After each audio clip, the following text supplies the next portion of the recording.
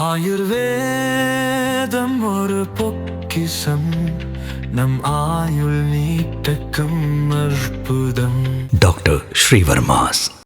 மாண்புமிகு அவைத்தலைவர் அவர்களே, இந்த மசோதா ஏறக்குறைய 70க்கும் மேற்பட்ட திருத்தங்களை, சட்ட திருத்தங்களை கொண்டு வருகிறது.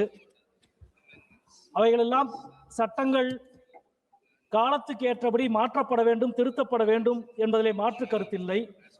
ஆனால் நல்லவற்றை சிறந்தவையாக மாற்றுவதற்கும், சிறந்ததை மிகச்சிறந்தவையாக மாற்றுவதற்கும் திருத்தங்கள் கொண்டு வரப்பட வேண்டும். நல்லதை மோசமாக மாற்றுவதற்கும், அதைவிட மோசமாக மாற்றுவதற்குமான திருத்தங்கள் கொண்டு வரப்படக்கூடாது.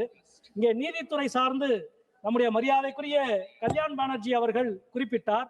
நீதித்துறையிலே ஒரு வழக்கு மனு தாக்கல் செய்யப்பட்டால் பதிவு செய்யப்படுவதற்கு எவ்வளவு நாள் ஆகிறது, பதிவு செய்யப்பட்ட வழக்கு விசாரணைக்கு வர எவ்வளவு மாதம் ஆகிறது, விசாரணைக்கு வந்த வழக்கு தீர்ப்பு வருவதற்கு எத்தனை ஆண்டு ஆகிறது என்று மரியாதைக்குரிய கல்யாண் பானர்ஜி அவர்கள் குறிப்பிட்டார்கள். எங்களது அனுபவம் அதற்கு நேர் தலைகீழானது. சமீபத்தில் சென்னை உயர்நீதிமன்றத்தின் மதுரை கிளையினுடைய ஒரு வழக்கு நவம்பர் 7ஆம் தேதி மனு தாக்கல் செய்யப்பட்டு 10ஆம் தேதி பதிவு செய்யப்பட்டு டிசம்பர் 1ஆம் தேதி தீர்ப்பு வழங்கப்பட்டு விட்டது. வெறும் 20 நாளில் ஒரு வழக்கு பதிவு செய்யப்பட்டு தீர்ப்பு வழங்கப்படுகிறது. அதுவும் அந்த பிரச்சனை நூற்றாண்டுகளாக நீதிமன்றத்தில் விவாதிக்கப்பட்டு பலமுறை தீர்ப்பு வழங்கப்பட்ட பிரச்சனை. நீதிபதிகளின் சாயல் தீர்ப்பில் விழுவதை போன்ற சாபக்கேடு வேறு எதுவும் இல்லை. தனக்கு அந்த பிரச்சனையில் ஒரு கருத்து இருக்கிறது என்றால் அதிலிருந்து விலகி வேறொரு நல்ல நீதிமான் விசாரிக்க வேண்டும் என்ற நாகரீகத்தை நீதித்துறை தவறவிட்டுக் கொண்டிருக்கிறது என்பதை மிக அதிர்ச்சியோடு இங்கே நாங்கள் பதிவு செய்ய வேண்டும் என்று கருதுகிறோம். அதே போல முன்னாள் எங்களுடைய மரியாதைக்குரிய கலாநிதி வீராசாமி அவர்கள் குறிப்பிட்டதை போல உச்ச நீதிமன்ற நீதிபதி அவர்களே குறிப்பிட்டார்கள். சட்டம் இயற்றுகிற இந்த அவையில் போதுமான நேரம் எடுத்து விவாதிக்காமல் அவசர கதியில் நீங்கள் சட்டம் இயற்றுவதால் எவ்வளவு புதிய பிரச்சனைகளை நீதிமன்றங்கள் சந்தித்துக் கொண்டிருக்கிறது என்று சொன்னார். வெறும் 3 நிமிடத்தில் 4 தொழிலாளர் நல சட்டங்களுக்கான விவாதமே இல்லாமல் நிறைவேற்றியது இந்த அவை.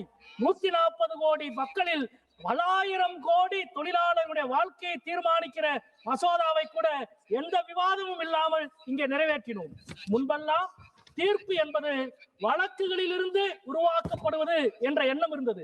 இப்பொழுது தீர்ப்பு என்பது பதவி ஓய்வு காலத்துக்கு பிறகு அடைய போகிற பதவிக்கான நுழைவுத் தேர்வுக்கான பரீட்சையோ என்று பலர் அச்சப்படுகிற அளவுக்கு தீர்ப்புகள் இன்றைக்கு வழங்கப்பட்டுக் கொண்டிருக்கிறது. நண்பர்களே, நான் மிகுந்த வேதனையோடு இங்கே பதிவு செய்ய கடமைப்பட்டிருக்கிறேன். 7 ஆண்டுகள் ஆகிவிட்டது. நானெல்லாம் நாடாளுமன்ற உறுப்பினர் ஆகி 7 ஆண்டுகளில் இந்த அவையிலே ஆளுங்கட்சி முன்வைத்த மசோதாவை எதிர்கட்சி விவாதத்தின் பெயரில் சொல்ல ஏதாவது ஒன்றையாவது நீங்கள் ஏற்றுக்கொண்டு சட்டமாக்கி இருக்கிறீர்களா? ஒரு கருத்தை கூட, ஒரு திருத்தத்தை கூட ஆளுங்கட்சி ஏற்றுக்கொள்ளவில்லை. உங்களது நோக்கம் நீங்கள் கொண்டு வருவதை சட்டமாக்க வேண்டும் என்பதுதானே ஒழிய இந்த அவையில் இவ்வளவு 140 கோடி இந்தியர்களையும் கட்டுப்படுத்துகிற சட்டத்தை நிறைவேற்றுகிற ஜனநாயக தன்மையை காப்பாற்ற வேண்டும் என்ற நோக்கம் உங்களுக்கு சிறிதும் இல்லை.